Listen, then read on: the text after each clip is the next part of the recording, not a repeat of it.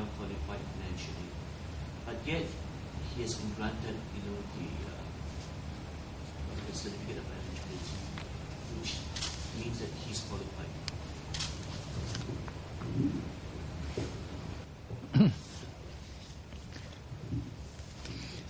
There are various degrees of qualification. Okay, so I think he meets the wordings in the Constitution to be the chairman of a company with a listed capital of 100 million.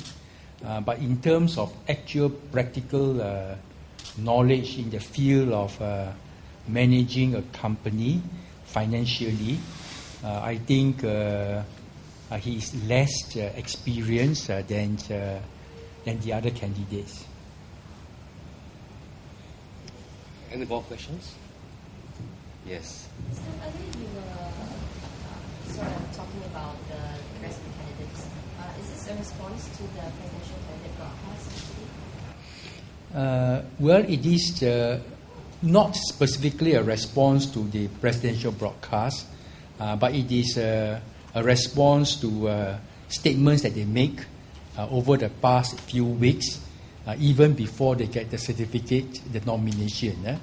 So we do know these are the positions of the different candidates, and I just want to help those who have not decided yet to know the key difference, so they can make their decision on which candidate to choose. Actually, yesterday during the presidential candidate broadcast, Ms. described the other three candidates to have former relations with UAE. He said that this meant that they would be carrying some sort of emotional baggage. Do you agree with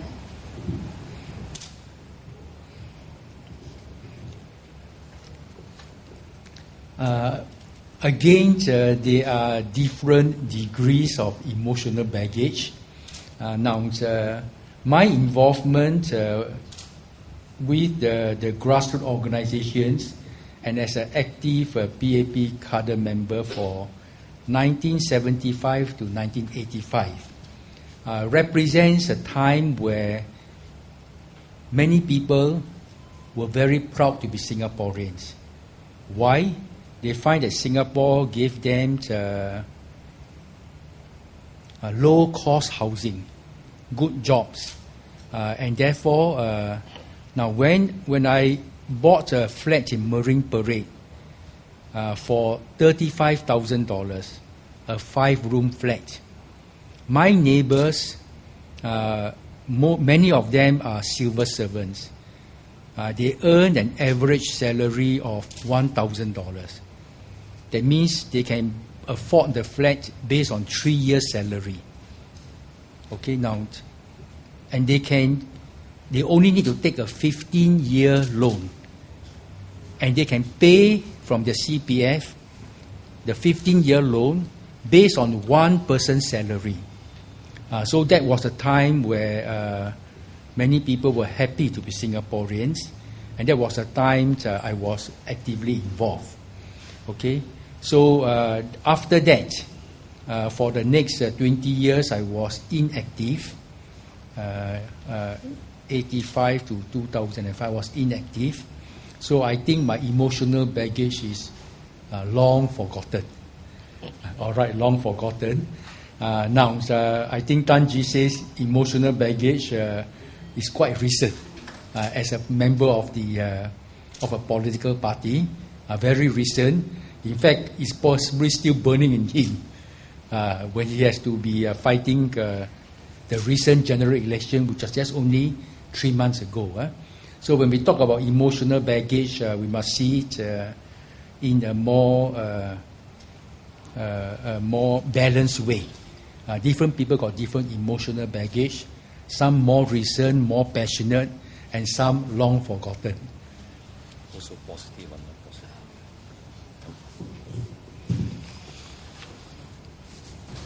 Why you suddenly raise the NS issue when all the while it's you can talk about it only when you started? Right. I raised the national service issue, the burden on male Singaporeans, more than a dozen times for 25 years. Check the record, it's in the Straits Times. I raised it for more than 25 years because it is something I felt grossly unfair, that male Singaporeans should have to carry such a heavy burden when there are ways for them to be adequately compensated. The country is not poor. We got so much reserves.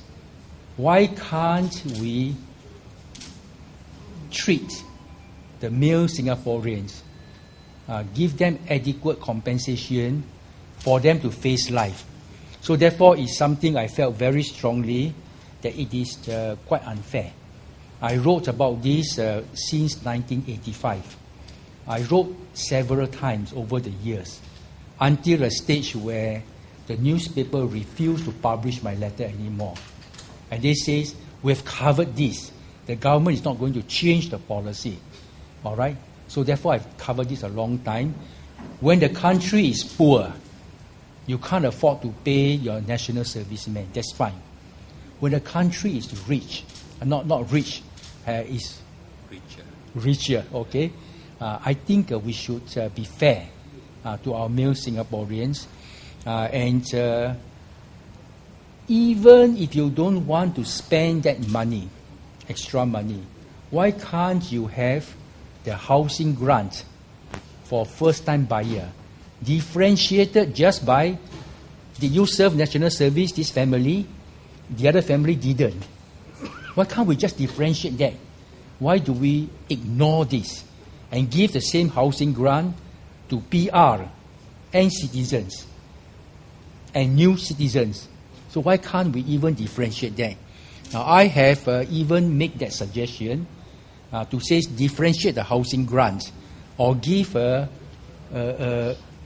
contribution to the CPF. Okay?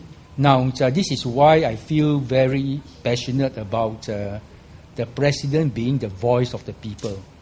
When I bring up the issue as a citizen, I can be ignored, or I can be given an answer to end the discussion. We consider this matter, and we think there are other important issues, something like that. But if I am the President, and I bring this issue, especially if it is supported by large numbers of families. Now, I have spoken to people who I posted in my blog. Only quite recently, I met someone at the airport in Jakarta, and the lady is an Indian lady. I think she must be a government employee. Of course, she's a Singaporean. And we have a chat. And then after she knows about me, she come and say, Mr. Tan, I'm worried for my two sons. They have to do national service. How are they going to cope afterwards, competing for jobs?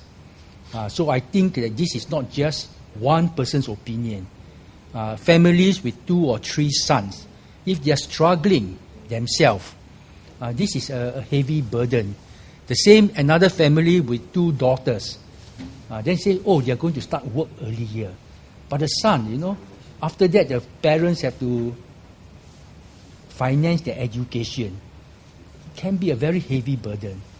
So this is something which must be felt by many families if they were, I use the word unfortunate, to have sons instead of daughters. So you're actually asking more for recognition rather than fairness now? No. In fairness, then you would say that you should ask the woman to be hauled up for NS, right? Equal treatment.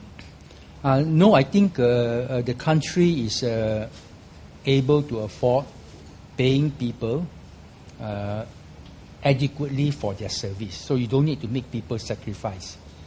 So is it fairness or is it equal recognition? Call it what you want. but this idea is there.